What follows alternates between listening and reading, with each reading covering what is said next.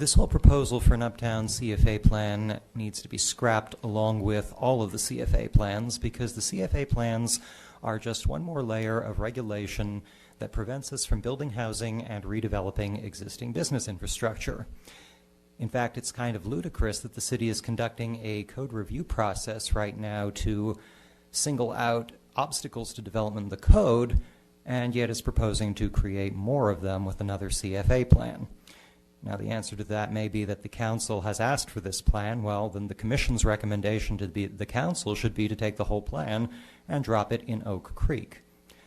If there is a need for certain aesthetic or community character features, those need to be general for Sedona, not for the one district of Uptown, and they should be incorporated conceptually into code as a whole rather than tacked on.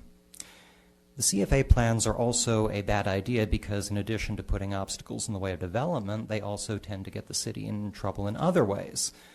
The plans and the problems they create are one of the reasons some people will be voting no on home rule.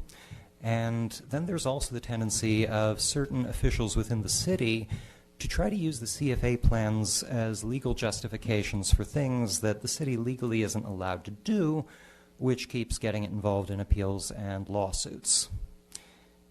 If you want a CFA plan, the only CFA plan that's worth having would be the one that would restore things, I would say, to the conditions you'd read about if you flip back to the 1975 edition of the Red Rocks News on the Arizona Memory Project and read about the building of Wayside Chapel. They bought a piece of land and they built a building on it. There was no development review, there was no permitting process, there were no inspections. It was reality.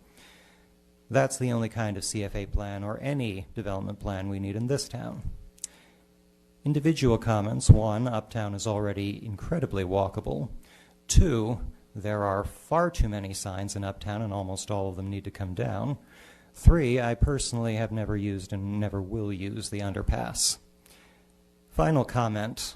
The proposal I just heard from the dais that the city needs to buy more roads is the second most insane suggestion I've yet heard in this city after the concept that it should destroy the cultural park.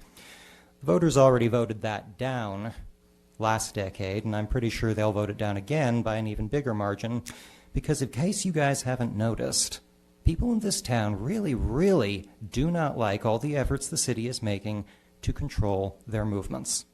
And all of this left-wing Nazi crap is going to stop.